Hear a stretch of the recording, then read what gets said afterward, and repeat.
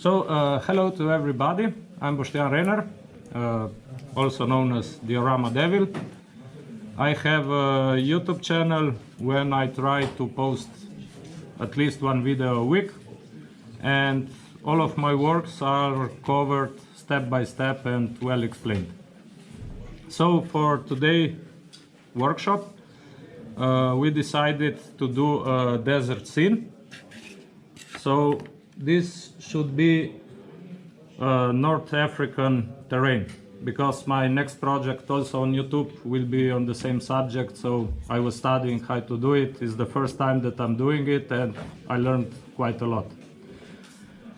We will not lose more word on the size. I just choose a, let's say, size that it's doable on the workshop, and also we can fit a, let's say, Panzer II tank on it. It's a little bit small, but okay. So we have all the steps here, and we will start with a piece of styrofoam, construction styrofoam. It's 4 centimeters thick, I think, yes. And this material is great for doing basic terrain. It's not good for engraving and stuff like this, but for basic construction is very cool because it's sturdy. And please don't use that white big ball thing, because you will have all the workshop in a mess.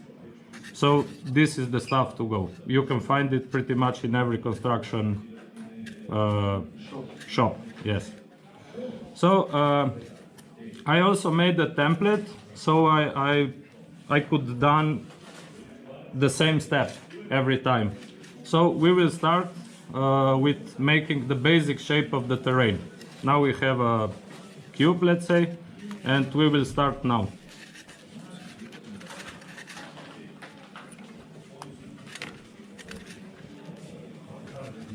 Of course, if we are doing just one piece, you can do this by eye, but here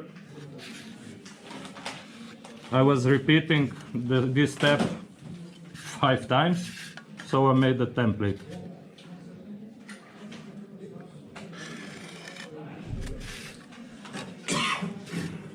So this will be, we will cut this part out, and we will have the lower part of the terrain here. Pretty simple kitchen knife, nothing special. And we should try to follow. This material can be pretty hard, but it's nice to work with.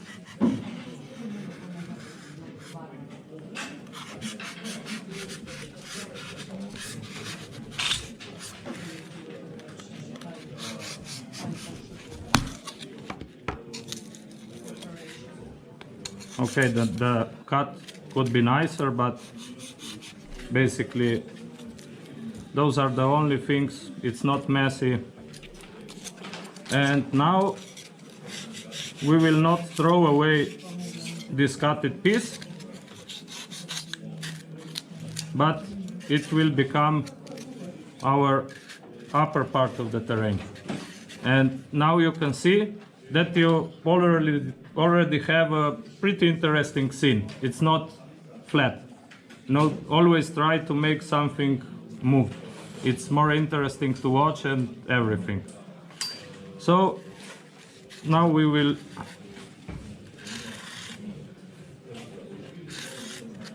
let's say this is now the place for our road. Now we will do a piece of road. If we take our tank, we can mark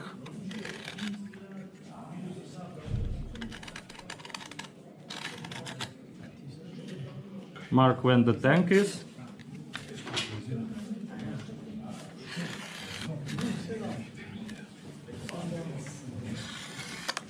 Okay, and now we will make lower parts where the trucks are going, so that the desert kind of sinked in and stuff like this. we can go about, I don't know, 1 centimeter in the inside.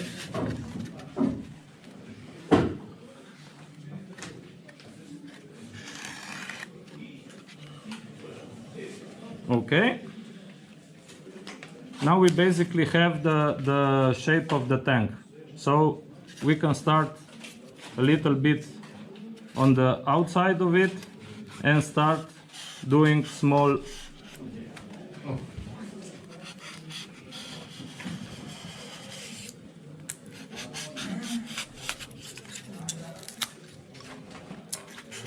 Imagine the mess with the white styrofoam.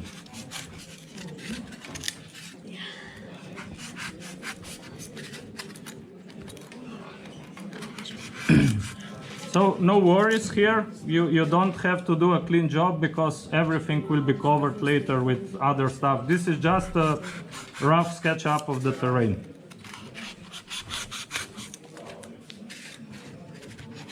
We can also do it just like this. It works wonderfully. Okay, we will not do the other, but it's basically the same. Now we should put our heel on. We will use simple PVA glue.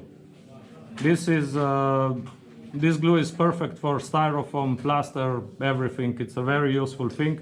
You should always have a big bottle of this in your workshop. And we are talking generic PVA glue, no need for specific model brands or stuff like this. PVA is PVA. So I applied a bigger amount of glue because the styrofoam is kind of rough. Okay. You should check that it's perfectly aligned with the edges. So you will have a nicer time putting the frame on later. And just to ensure that, we can take a toothpick,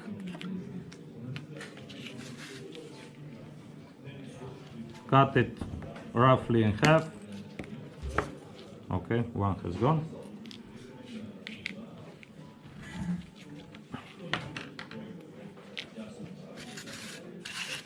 You hold the piece and you ensure it with the toothpick.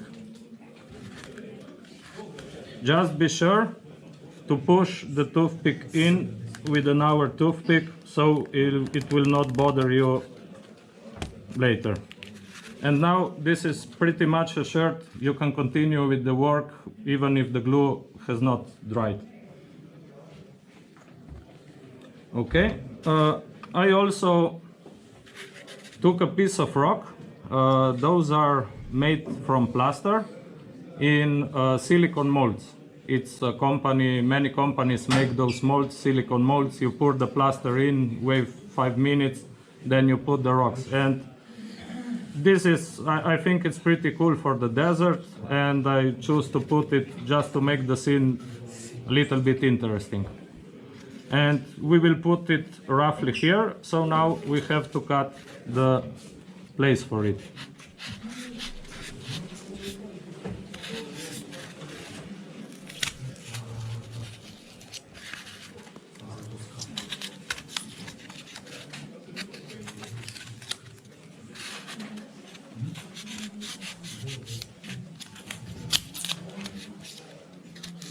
Here, of course, you will try fit it.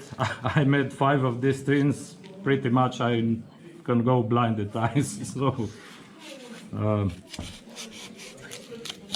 you just make a hole that will fit the rock. No need to be precise because again everything will be covered later. So here we will have other texture. I think that the rock is pretty much in its place. And again, plaster, styrofoam, we can use PVA without problems.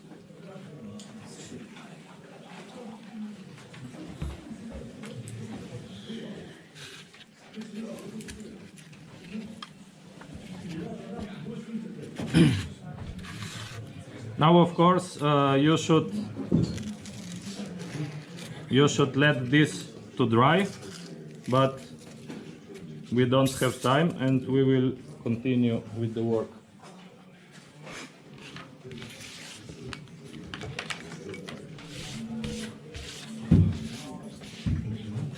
So, a word about frames.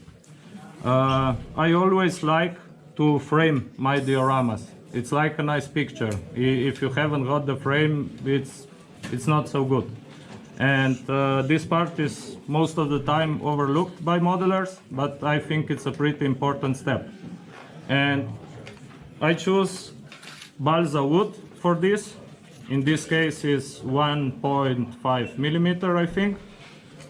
If you can find hard balsa, there are two. There is soft balsa and hard balsa. If you can, try the harder one. And now we have to do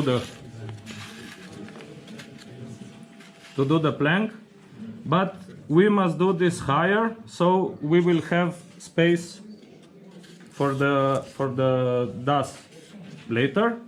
So a little trick. You just put something about 2 millimeters, 1.5 millimeter underneath the diorama, and then you just trace the terrain.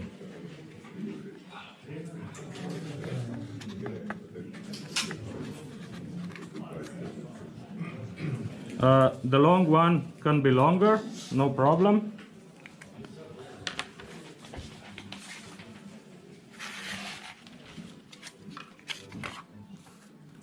Now we can just cut the balsa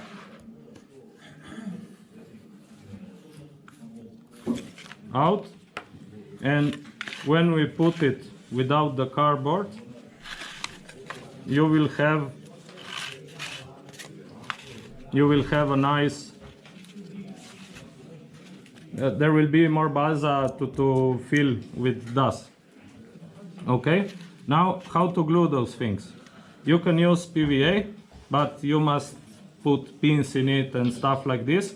So I saw a technique with the double-sided adhesive tape in combination with PVA in this case.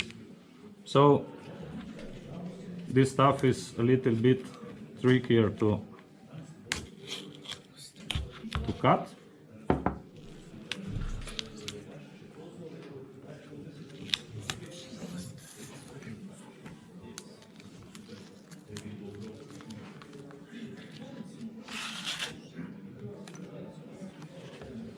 So a little more. You should cover it with adhesive tape, but you must leave some room for the PVA glue.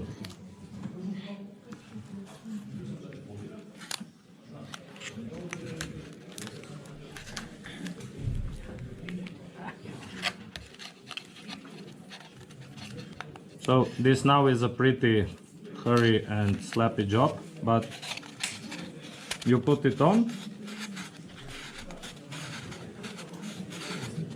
There is still the masking tape on. Then you can apply some PVA around. Okay, here it would be also masking, double-sided tape, no? Then you can spread the glue. Here is too little glue, but you got the idea.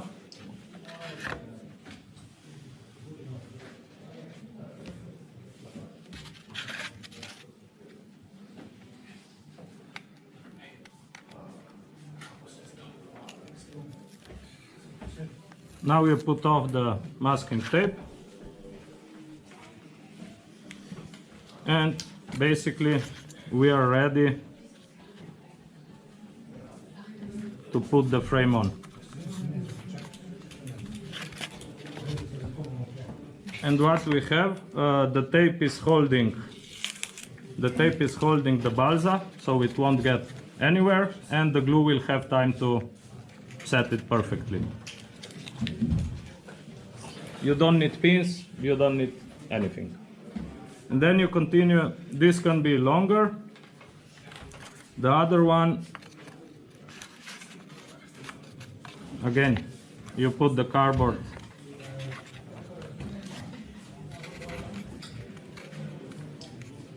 this one you should do, you should mark also the end and do it precisely.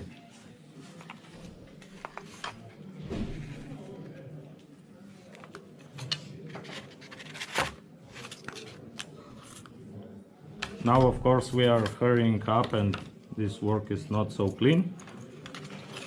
A nice way to cut things square, just put the triangle and the piece you are working with, hold it tight, and now you have a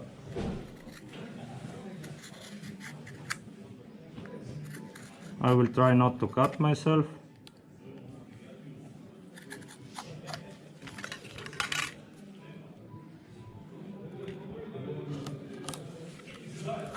Okay.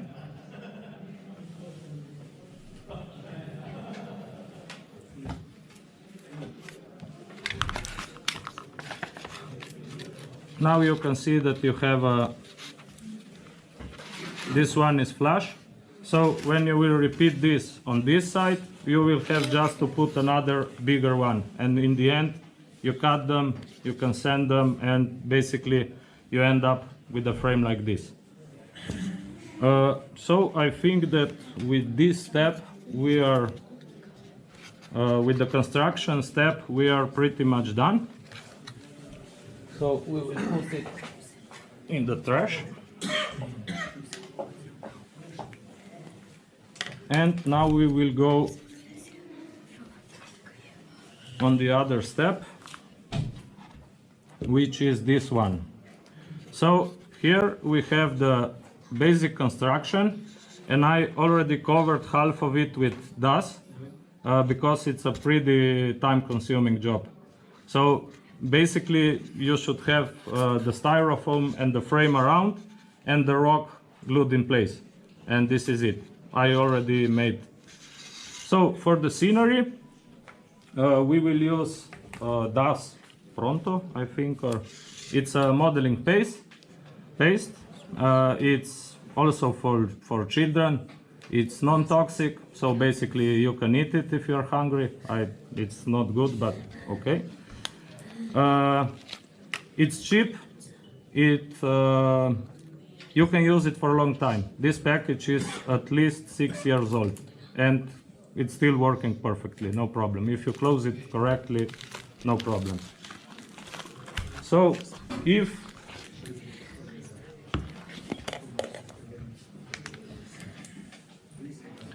now we will cover this part of the terrain with dust. This part will get a little messy.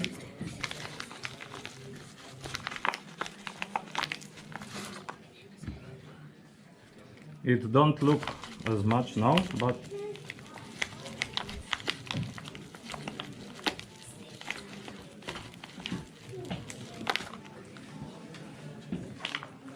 I think it will be enough for the demonstration. So you put it out of the box and you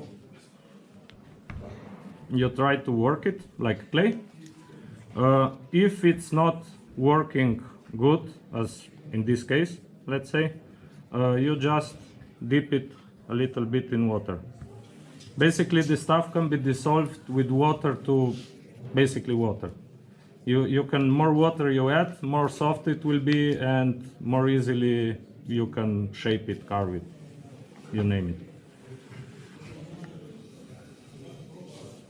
So what we are trying now, you see it's turning to the stuff we want, basically. Here we can see we have about 2 millimeters of gap, so we will try to make more or less 2 millimeters of this.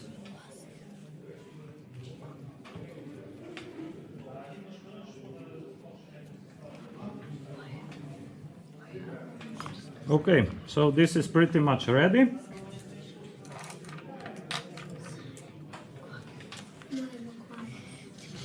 And you have all the time in the world to work with this. It will not dry. If it gets dry, just dip it a little bit in water and you can go on for hours and hours, no problem. First thing, we will spread some PVA glue on the styrofoam and also on the balsa, just to ensure the bond. This way this dust will take the styrofoam without problems.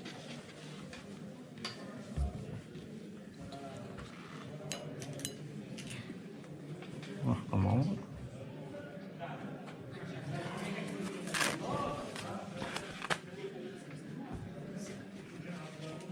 Toilet paper, always good to have it at hand. So, spread the glue, not rocket science. Be sure to spread it even on the balsa.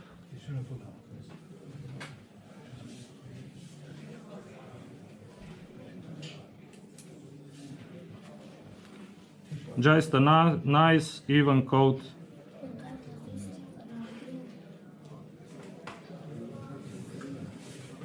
And no worries, PVA also dries pretty much in a slow. You have time to work. This is the point. Okay, and now we are ready to put the dust on. Here we have a right angle of 90 degrees, let's say, so we can help ourselves by cutting something similar here.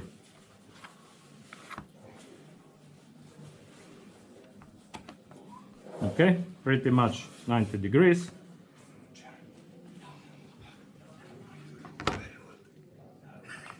Just don't leave those pieces like this. Just put it in a bowl and they will dry slower. So here is our piece. You just put it in place.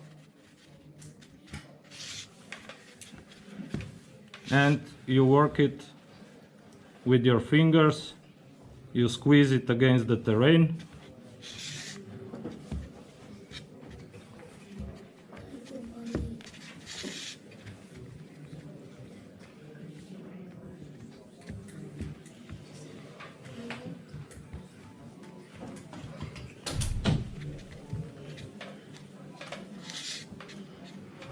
And try to be flat with the edge of the frame. Don't go higher. Later there are other products that we will put on, but here we need to fill the gap from the styrofoam to the balsa frame. Okay. You can also work with smaller pieces. You can try to simulate this triangle here, but no.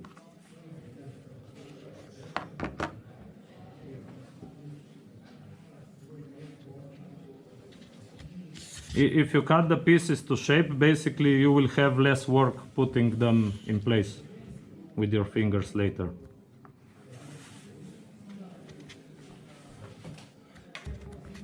Okay, now we have to fill this. It's a little bit of a line.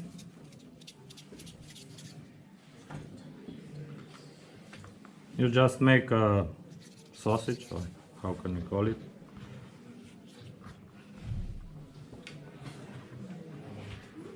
Always help yourself by making basically the shapes you need to fill the terrain. It's much easier that way.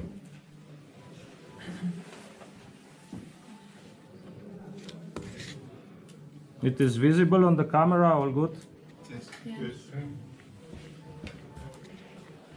This video is going to be on YouTube channel, so later after the workshops.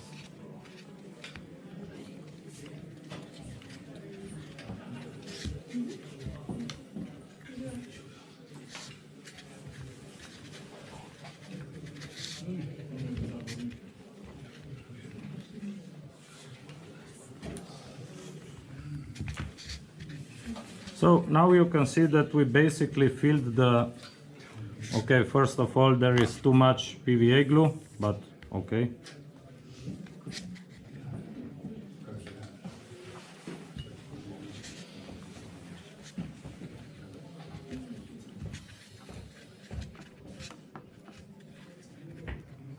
So let's say we have filled our terrain.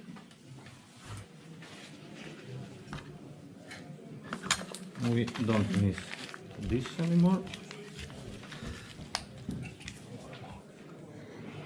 And now the beautiful thing about DAS is that you can work it with the help of water. So one thing is you can just dip your fingers in the water, and as you see, I'm doing the where the wheels will be and stuff like this, no? Just when it becomes sticky, just dip your finger into the water.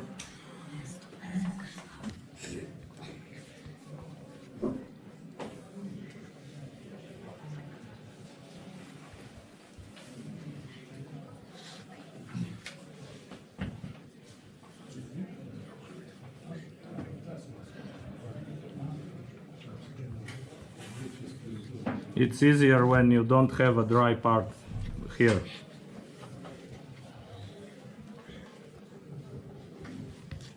Okay. You can work it with a brush, just a soft brush, and you can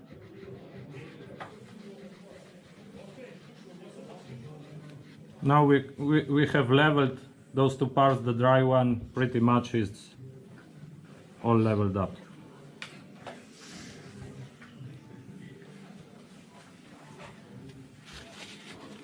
Always take care to take away the excess.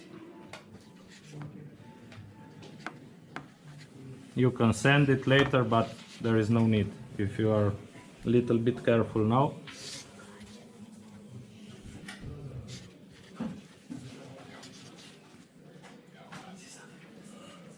So now let's say that we have the basic shape of the terrain. Now when the dust is still soft, it's time to put, I don't know, for example, if you have figures, you should put them a little bit to sink them so they will not levitate over the ground.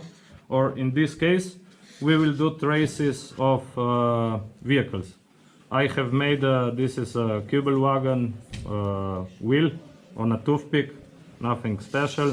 You can see them here when they're dry. Now the dust is probably too wet for this. You should wait, I don't know, 10 minutes, 5 minutes, you should try. And you just go and... So there is not only one vehicle pass here, there are vehicles, so you can make it up, down, here, there.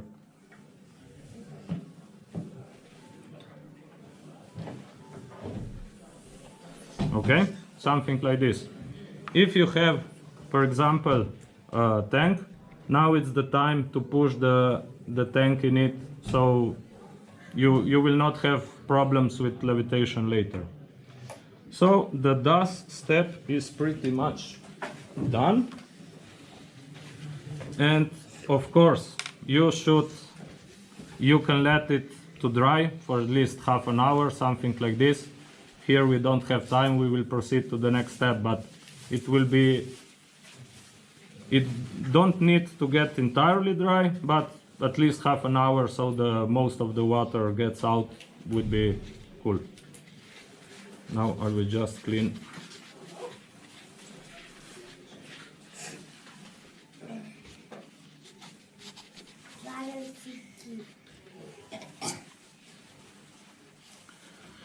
So, with the basic shape of the terrain done, with us I also covered around the stone. You can work with like silicone sculpting brushes, everything. If it's too hard, just wet it, it gets softer, and then you can work all the crevices, take your time. Here we are hurrying, but you got the idea, I hope.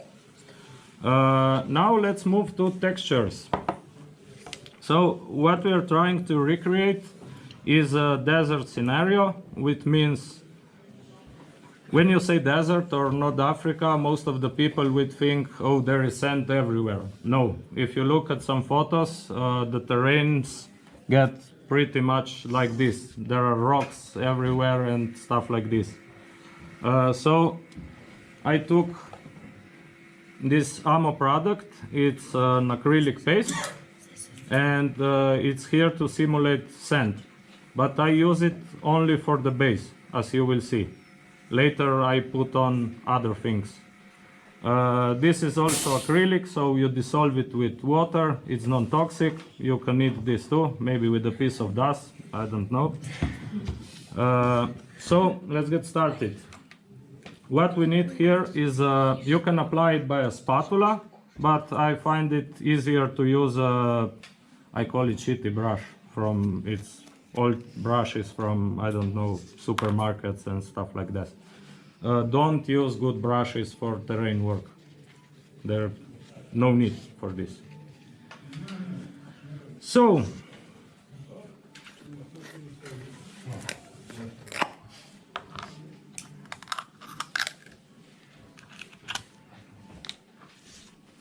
okay.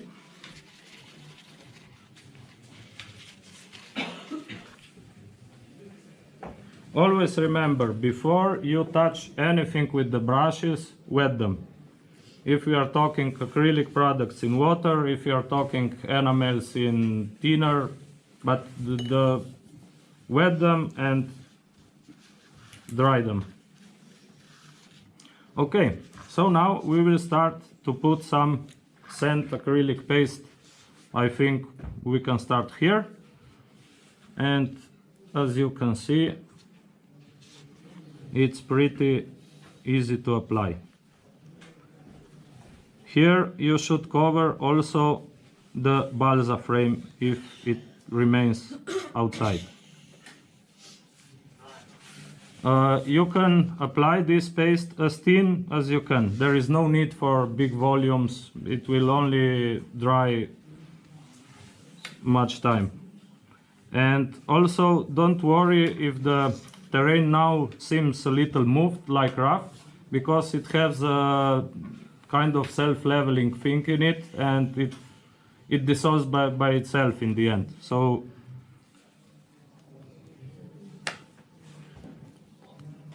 but it's smelly as hell, and if you get it to your fingers, I had it on my fingers for 2 or 3 days, so the gluing properties are cool.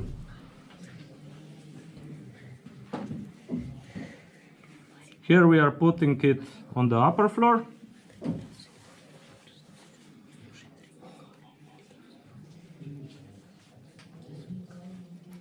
But you should skip the parts where the wheels have passed, because if you will cover those things, they will not be visible anymore.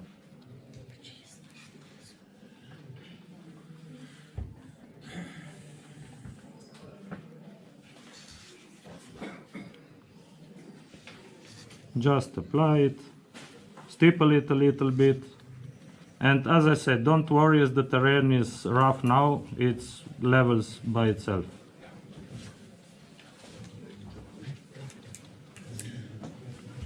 Okay. Now here we have the transition between where the acrylic paste is and where the dust is. And what you should do is to do some blending to make a nice and even transition between those two parts. So basically a wet brush, and you go to and stipple the transition. So a little bit of color or paste will get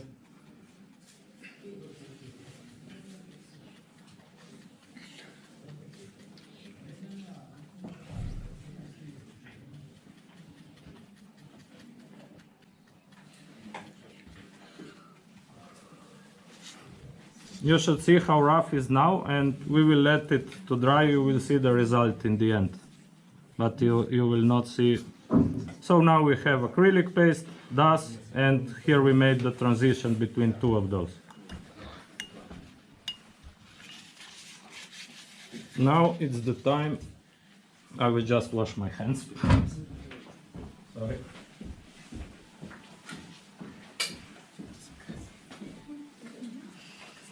You have some questions?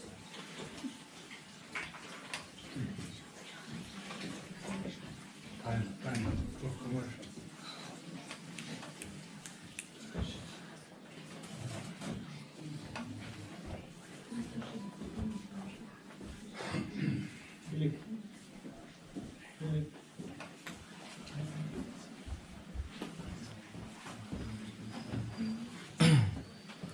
So now we will continue with textures, which means you can see here we have grass, we have rocks. Okay, we will start with the grass. So here I have some grass turfs I bought on eBay years and years ago. You can see there are dots of PVA glue with some static grass on. Different sizes. They're very good to use on this terrain. So now I will take one just for reference. I will try to do pretty much the same here. So those things can be hard to glue on the terrain and to have a nice look like it's there. If you glue it here, you will see that it's a piece of glue with some static grass in place. And here, this acrylic paste came in pretty handy. And basically what you will have to do, you pick one turf and you touch a little bit of paste, you see it, and you just slap it onto the wet acrylic paste that it's already on the terrain. These things glue pretty strong and you will have a nice blended look. So put it, this one has a big surface. You touch some acrylic paste and you slap it on.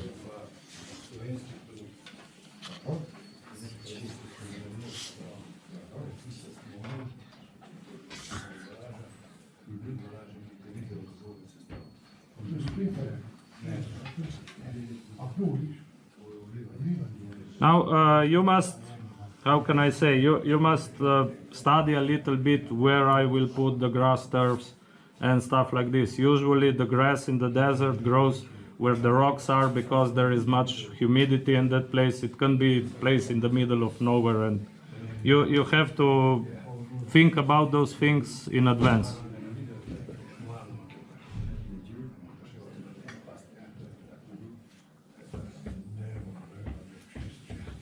Okay, the grass is in its place, so now it's time for the rocks.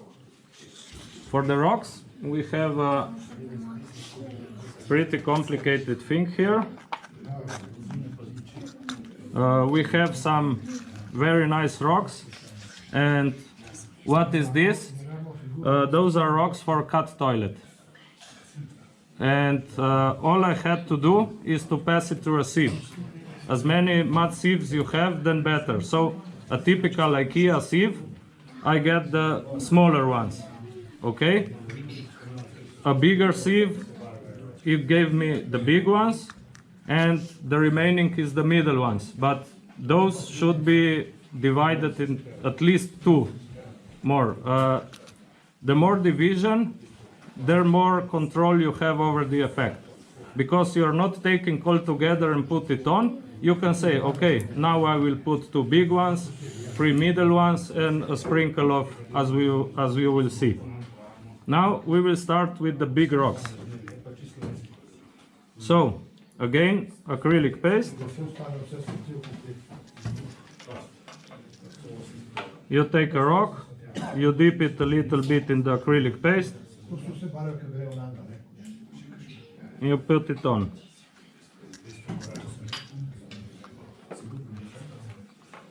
Another rock.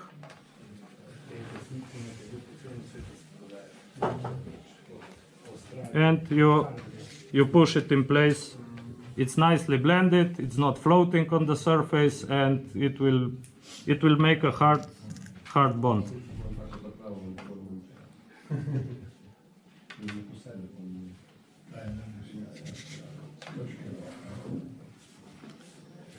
So in this case, those are big stones, and they can't be thrown on the scene like this. You should study where I will put it because they are big. Then smaller you go, you can sprinkle things and stuff like this. But with those one, you can do.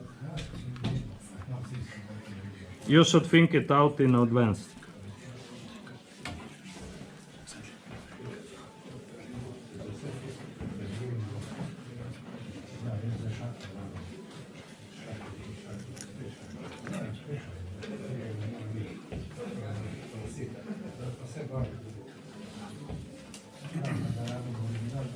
Okay, enough of the big ones. Also now we don't need acrylic. Oh, lepa. Sorry. The middle ones, those one we can apply a little bit by sprinkling them, but very in a, let's say, very gently.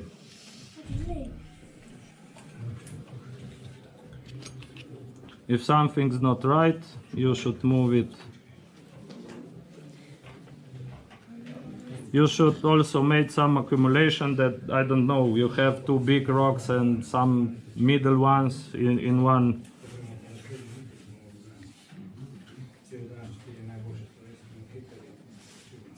Okay.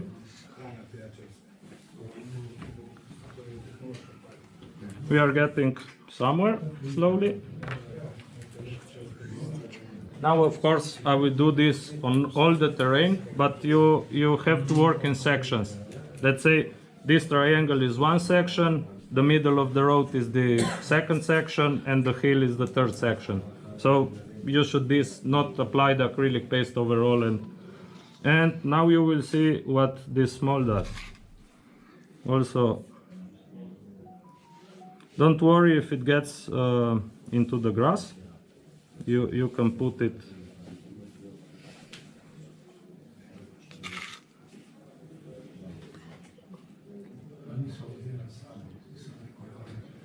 We are getting somewhere, right? And for the final and most important part, I have this mix that I made myself. It's made by some small gravel, some dust and stuff like this, and also some pieces of seabolt bits. And this thing will represent kind of, I don't know, twigs, parts of plants that have fallen, and this stuff works almost everywhere. You can put it on a road, you can put it in a desert. It's a very cool thing. Do you see something? What's inside? So you just take some of this.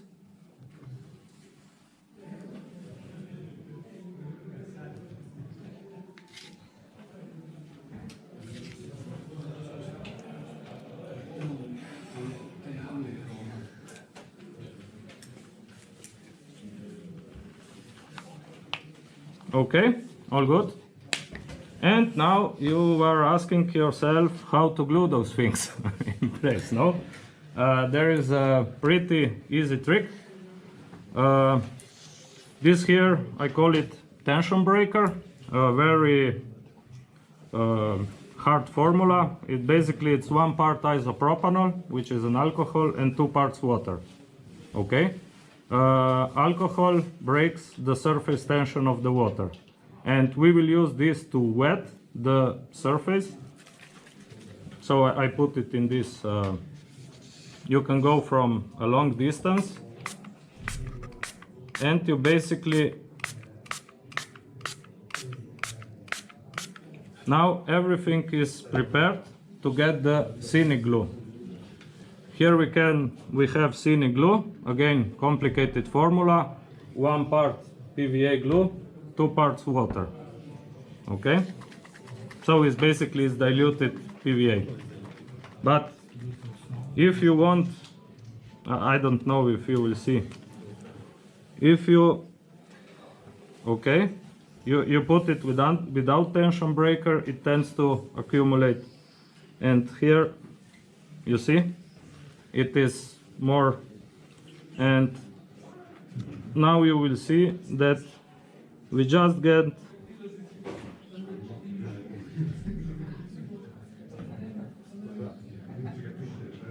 we put it on drop by drop, try to avoid the grass because there are small rocks inside.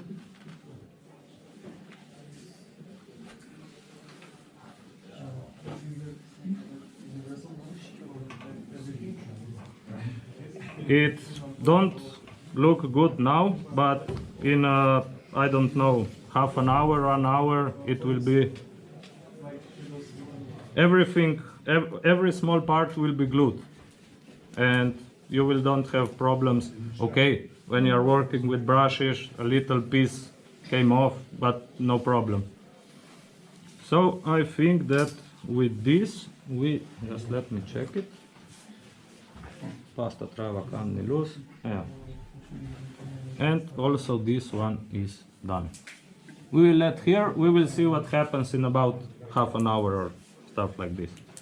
Now just let me put the things.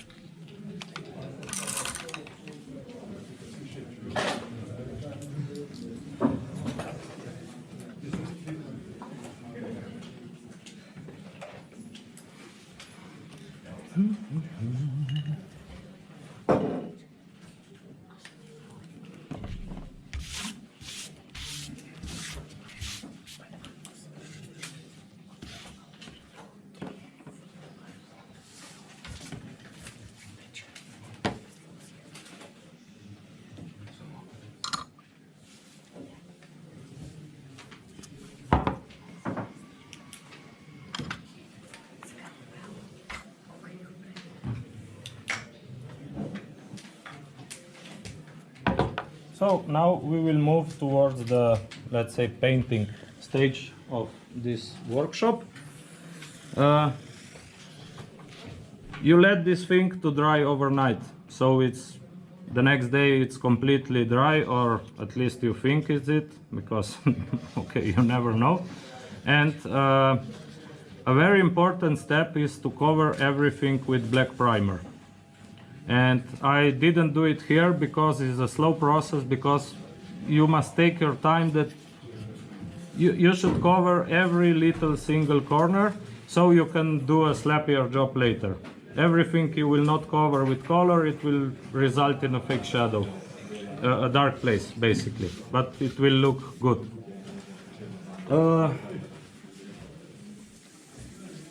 Okay. They're pretty much ready. I used AMO one-shot acrylic primer, and it works good. There is nothing to say. So basically it's black primer overall. And now we will start with the airbrushing process. For the first step, we will do the grass. You must take the grass out of the game first, because it's the hardest part to airbrush, and you will see there is overspray and stuff like this. So we will start with the brush. Here is green base from AMO. basically a nice green color, nothing special about it.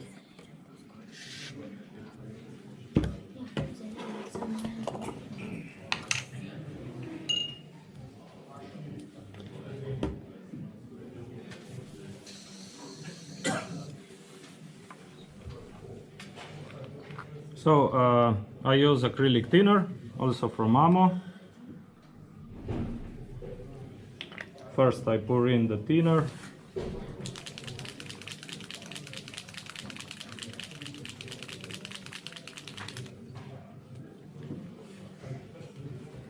Those paints are basically airbrush ready, but I always thin them more.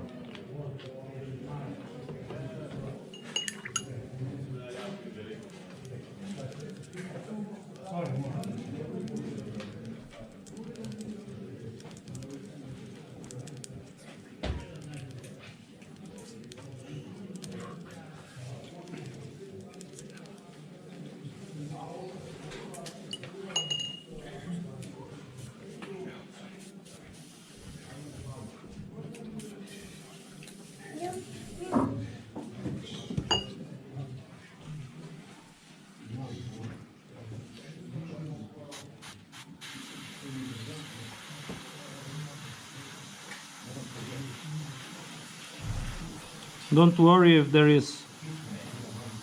Yeah, you see what I'm doing?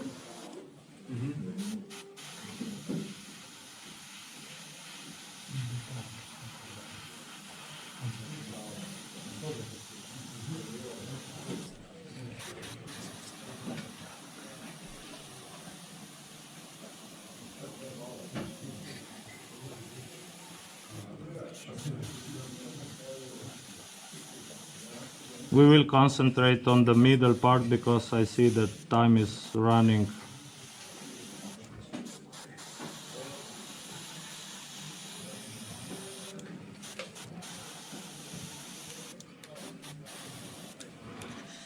Okay, so this is in a very hurry way the airbrushing of the grass.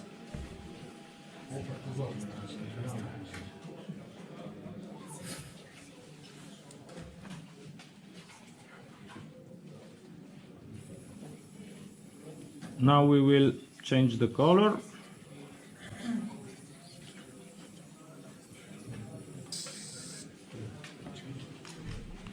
So a little bit of isopropanol just to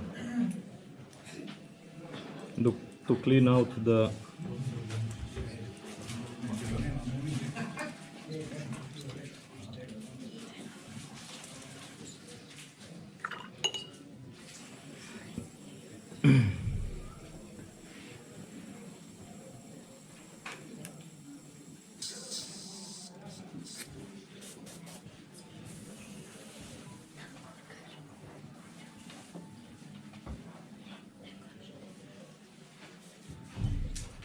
Okay, the next color will be earth brown. It's a nice reddish color, and I used it to do the step before the sand, which was GELBBRAUN. This is a sandy color from MIG. So we will do a little bit of, we will cover a little bit of everything with brown, but we will let show the black primer through in some ways. You will see what I'm talking about.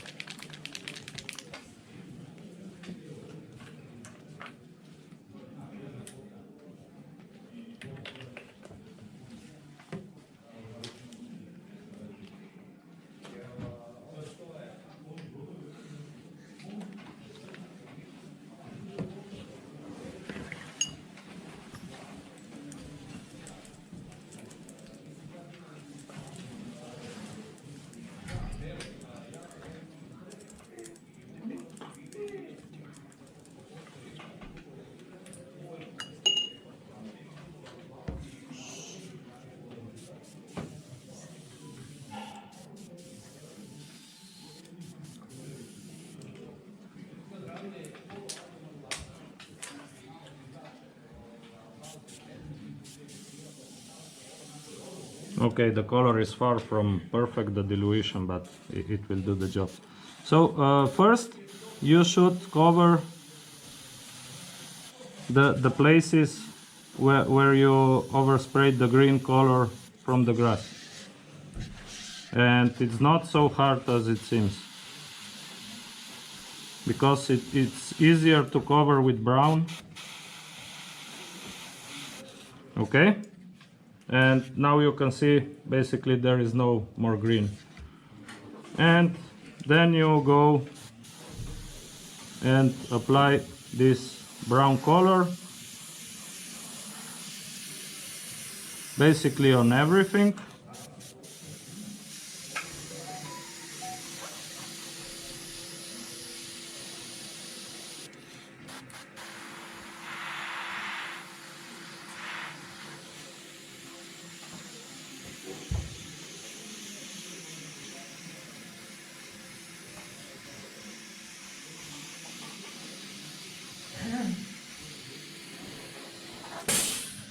But as you see, we didn't cover everything.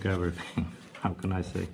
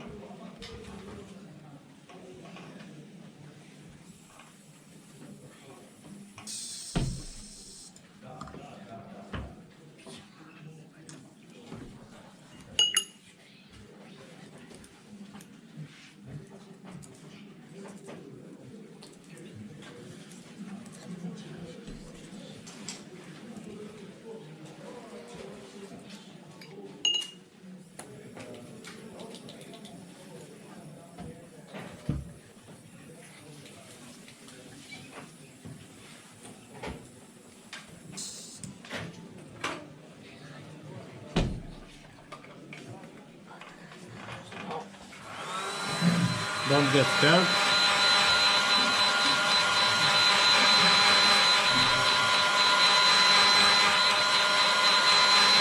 The grandmother of my wife was using this and it's still working. So.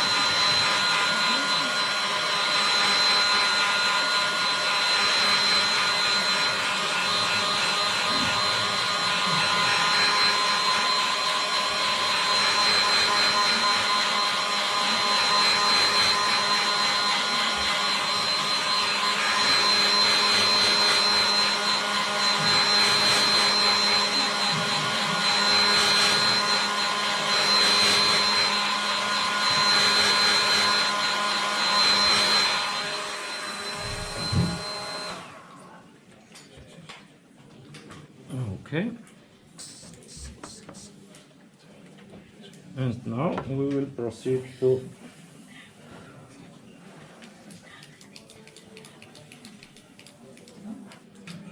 the last color with the airbrush.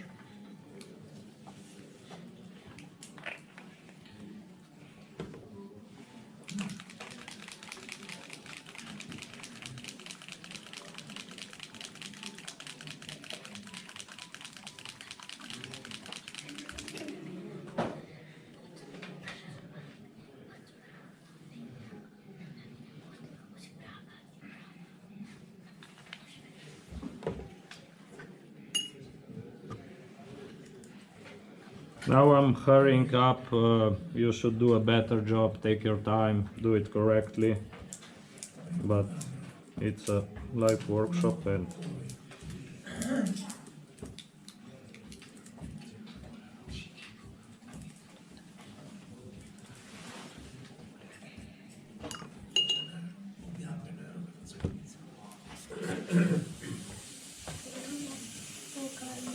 Now we are talking.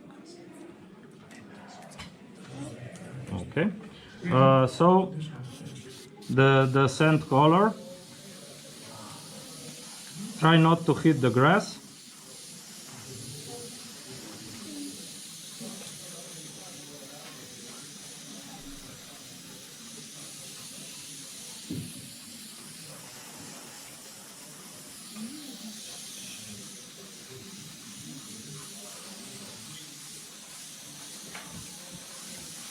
You should make those wheel pads a little bit brighter.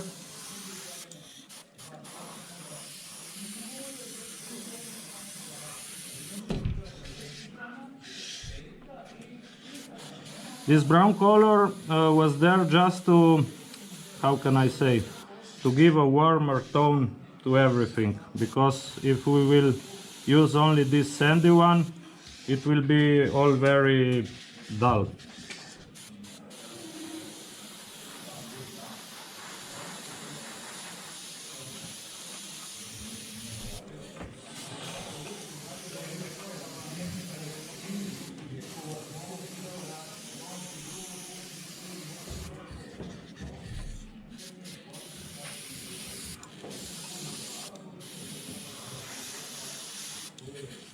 So there is black showing through, there is brown showing through. We didn't cover the complete surface.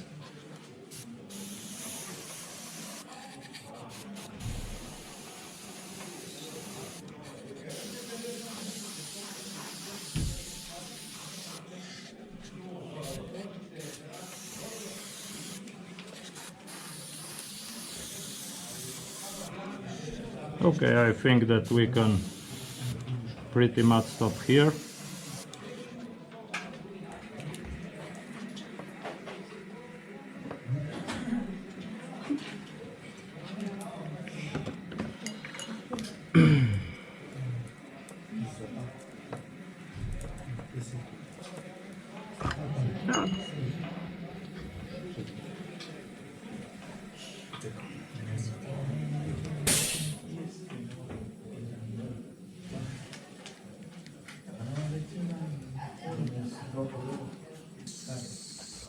Okay, so now the airbrushing process is basically finished, and we will switch to brushes from now on. Let's give it a quick dry.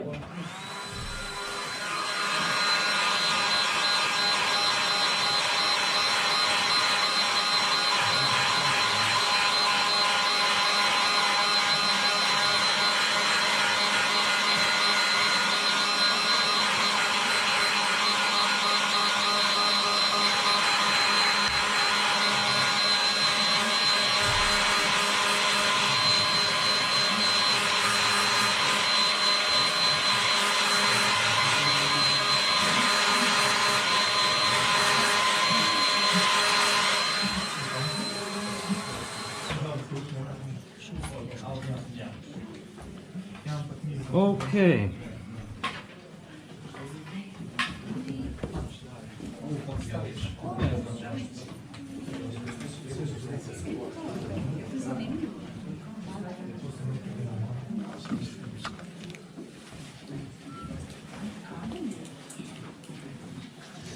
So, brush time.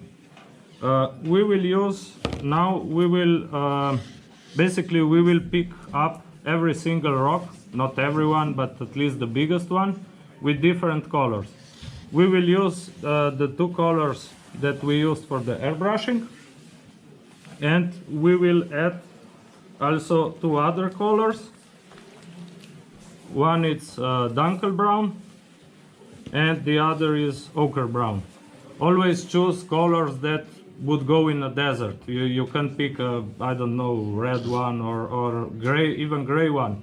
If you have a piece of road, you can play with gray stones, but here they are mostly something like this.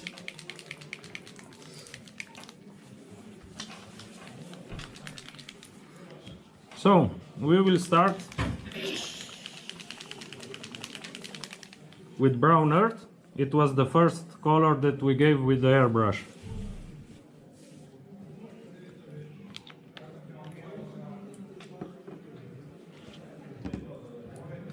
So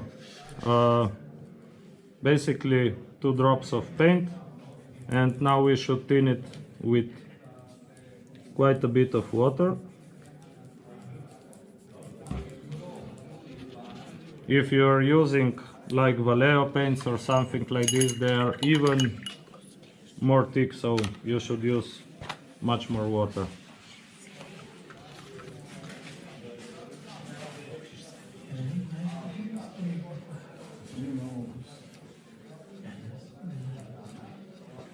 So we mix the paint up, and we can try on the paper what do we have. Okay, I think it's C on. Okay, we are pretty much there, so we can go on the rocks. Now you pick some paint, you pick a rock, you can unload the brush just a little bit, and you start with the rocks. Here now you can see the paint is perfect, so it's covering, but just a little bit. If you are covering it too much, the color of the stones will look too strong, let's say.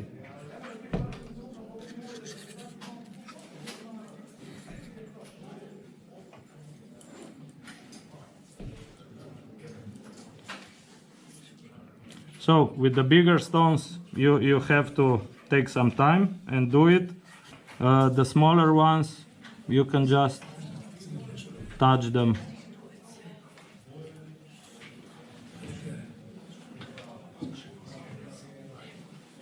And this is a very, very important step, and again, it's not so hard as it seems. Just take your time, put some music on, and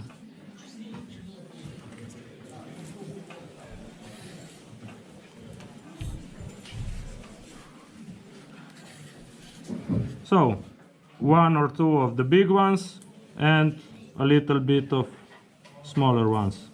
But not everything. Some of them should remain as they are.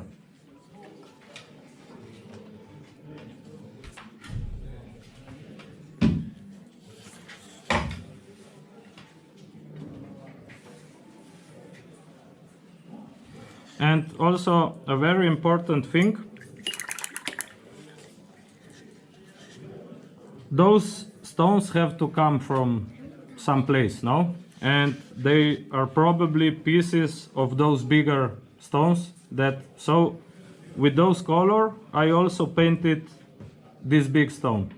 This brown earth I applied like an overall wash on the entire rock, as you can see here. Then the next color is GELBBRAUN. This is also a brown color, but darker.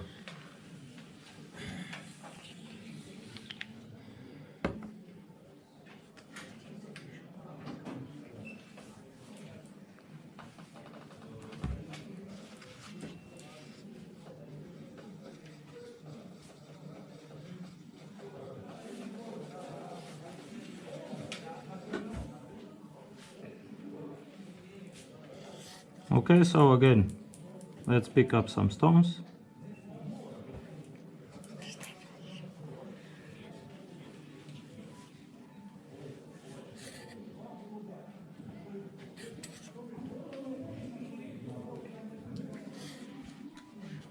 Some smaller stones.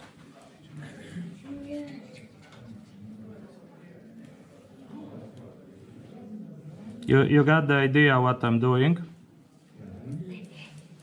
And for example, the bigger stones, I put this color, which is darker, in the deepest crevices inside, but it was put on.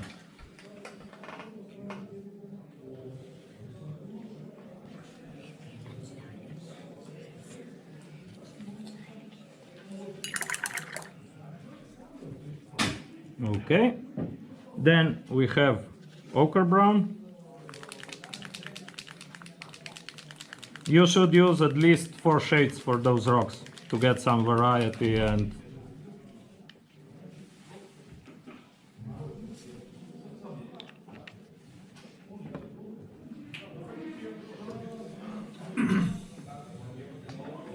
This is a very strong yellowish color, so you should use it even more tinted with water, because it's a, you can see that it's a pretty shocky color.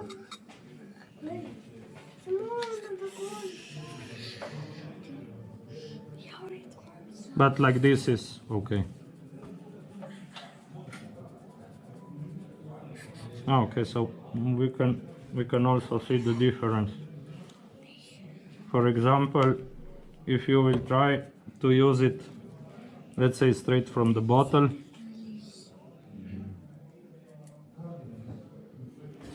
now it's like it's not good at all.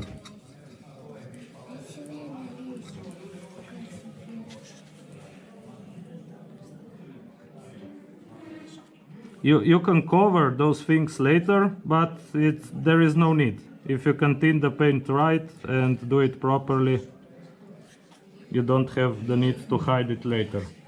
So this ochre color, the bigger stone, I put it on the horizontal flat parts of the stone. Okay?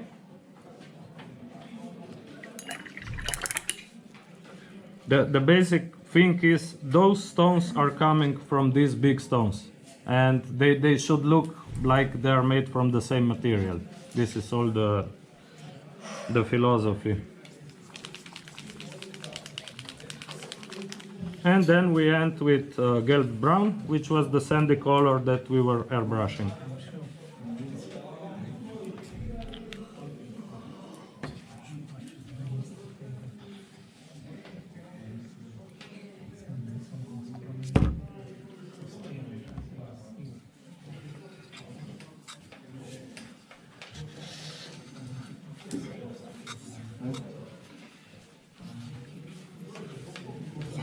You can learn to control the viscosity, the ratio of the paint on the paper. You will learn what it's doing on paper, and you will know what it will do on the. It's a nice trick to.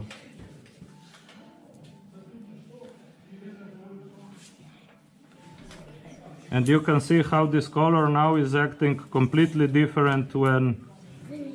In comparison when it was airbrushed, but it's the same color. Don't forget the small stones, but don't.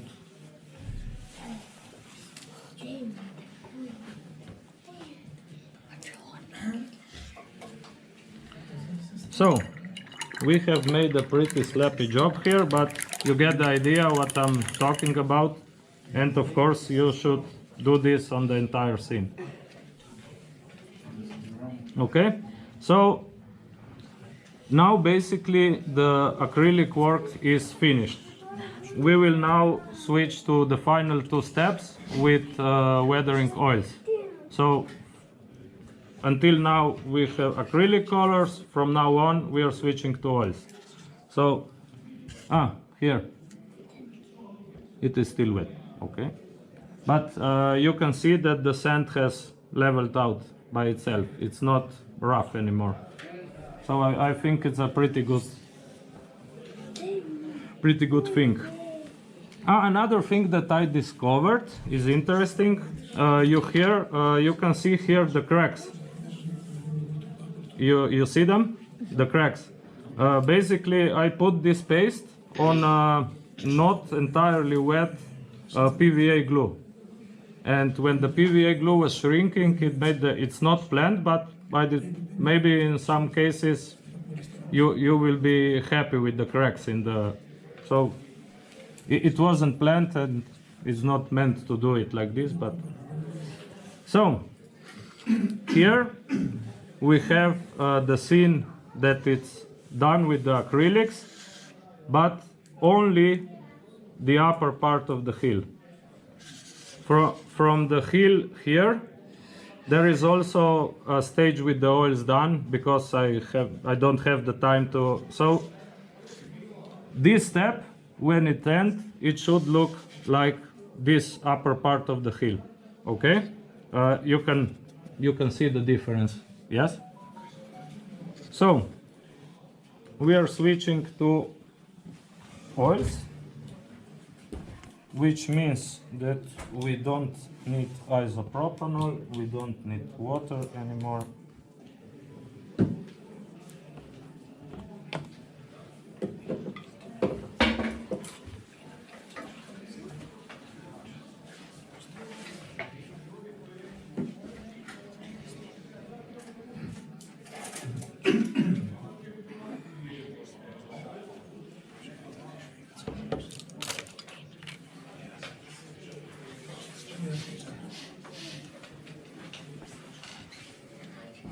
So you saw all the acrylic colors until now, and now those three are the only oil products that were used on this scene. So all brushers, dark brown and buff, and the filter, which is Deutsche Afrika Corps. It's filter for basically for Africa. And not much products, and you can do a lot of stuff with them. We will start with a filter, and basically the meaning of this filter is now you can see hard contrast between the ground and the rocks. It's red, it's yellow, the colors are shutting out basically, no? And here you can see when the filter is applied. So this thing will unify everything to make it nice and even. And also, in this case, we will work with oils, we can say, in a wet on wet technique. So the ground will be wet with this filter, and we will put the oils directly on and blend them. It's easier this way. But you can get entirely different results if you're doing dry. So I can't say this is the right way to go. It is the right way to go if it suits you, if you like it.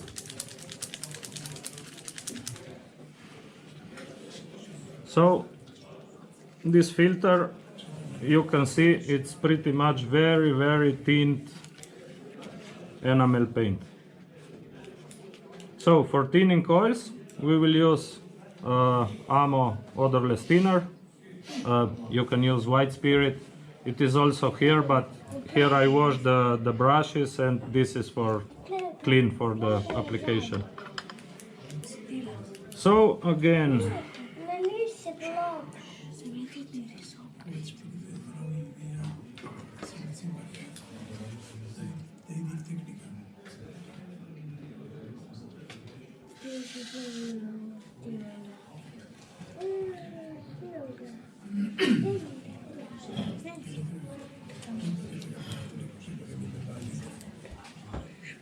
we can apply those filters usually directly from the bottle because they are very thin.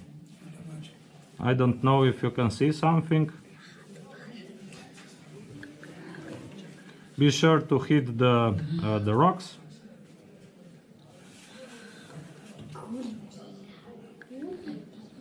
And you can already see that they are fading out, no? That the colors are not so strong anymore. You need a little practice to know how strong the color should be before this, because if you turn them down completely, there is no point of doing all the acrylic work, no?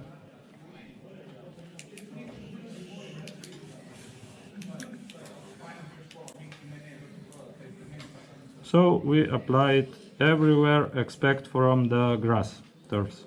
We leave those.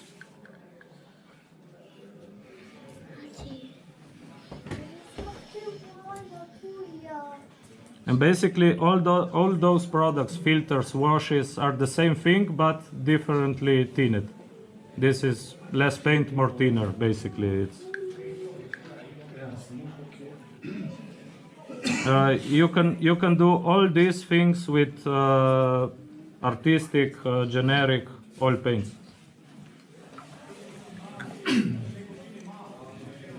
Okay, and now the hard part.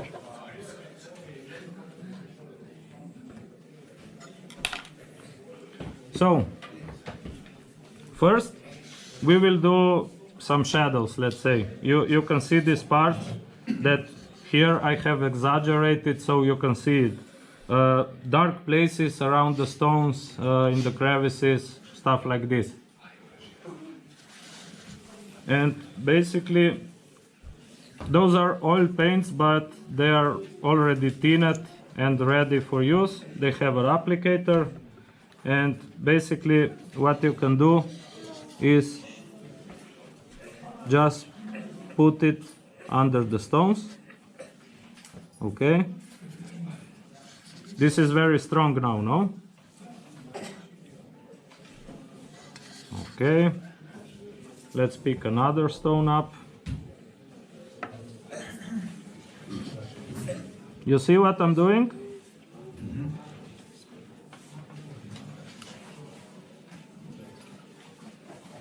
Okay, you should prepare like this 2 or 3 stones. I wouldn't go further because now it's look bad. It looks bad and we have to correct this. So we will put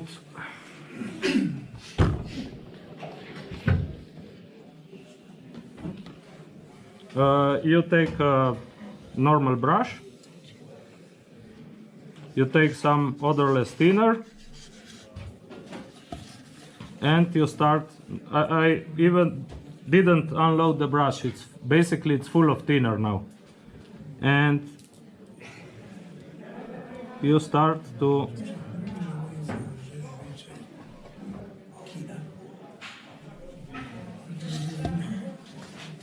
and basically what this do is that dissolves the oil paint, and you can work it around to make a nice shadowy place. It's good on camera.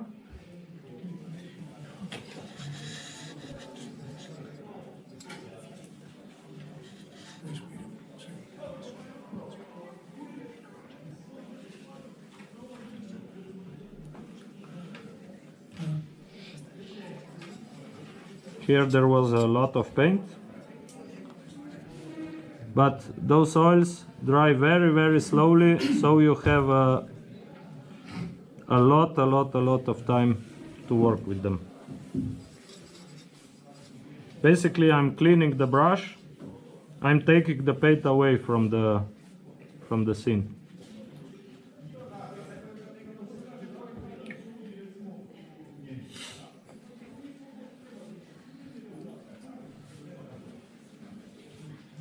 Okay, and with time, here on the palette, it will start to, you make a wash basically, and then you can take some of this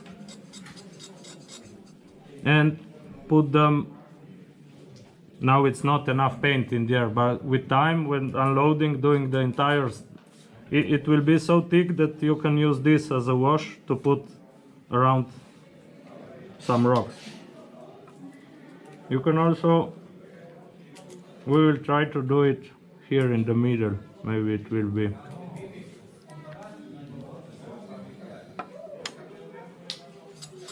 Now you can wait 5 minutes, you will get entirely different results. It's, you must try and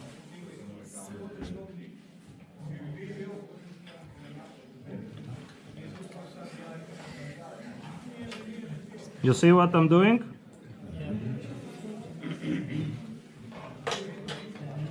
Okay, now the brush is basically full of paint, no? You can, for example, take another type of brush.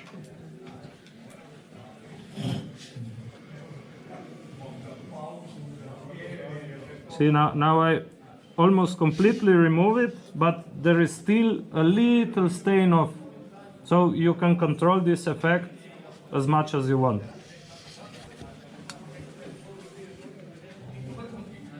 Of course, doing this for the entire scene takes time. I only done few stones here, no?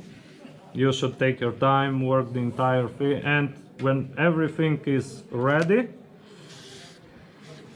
Now we have basically what we have here are the shadows, and now we need some highlights to bring out some interest, so the scene will look a little more happier, how can we say.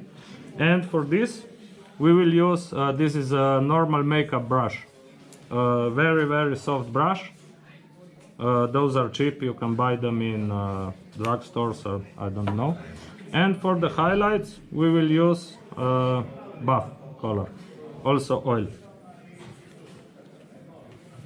In this case we will not apply it on the scene, we will put it we will put some on the palette.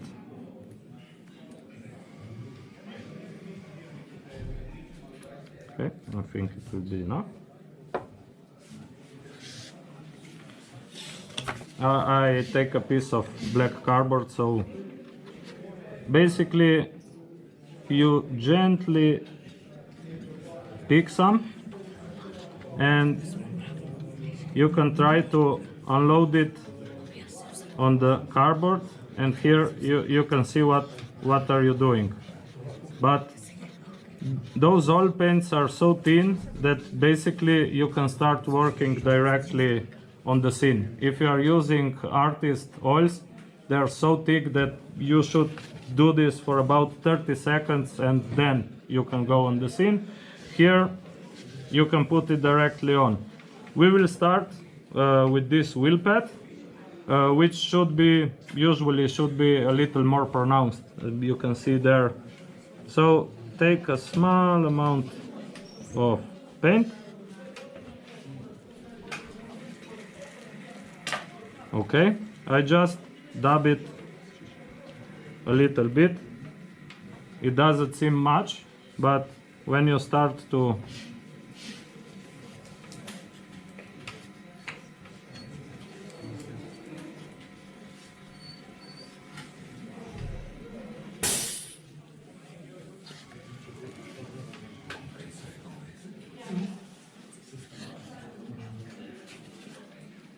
you see the result? Basically, the white paint didn't go into the all little holes, it only remains on the top, so it gives more contrast. Now we will do the same thing for the rocks and for everything, but here we should go with a little more cautious.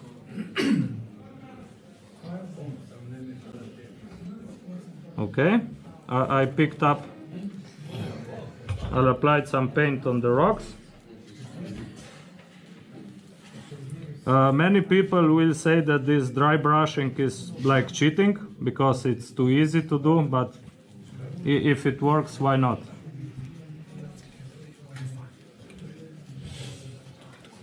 You can see now how this upper part entirely changed. It's more vivid, it's more like desert, at least I hope.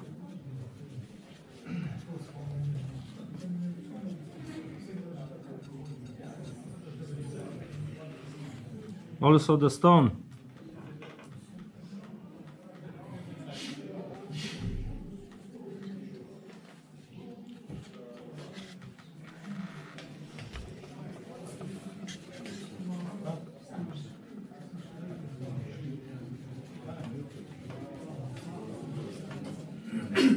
What this does is basically it brings things to life.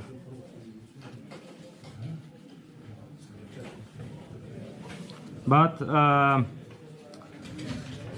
try not to get carried away with it. I don't know, do one step and then you should go out of the room for 5 minutes, come back, look what you have achieved in confront with the other part or something like this, because it's very easy to get carried away with it. In fact, on this finished scene, I think that I overdo it a little bit, but I was hurrying. And what can we say? In the end, this is the finished scene.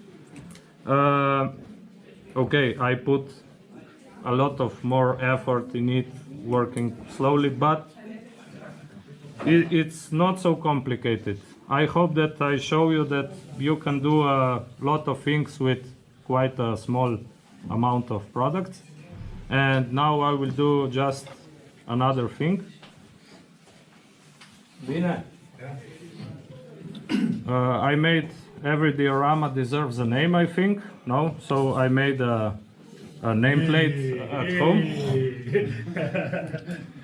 So now I will put it on and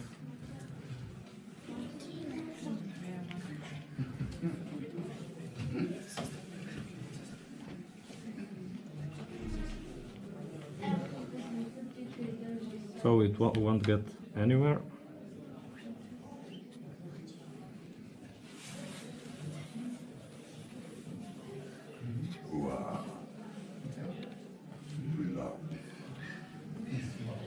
So I was thinking what to do. And I decided to give this one to Bine. Oh, cool. Thank you. Because as you know, Bine do a lot of work with the young people, and it also helps me a lot. So Bine, thank you for all you are doing for the hobby.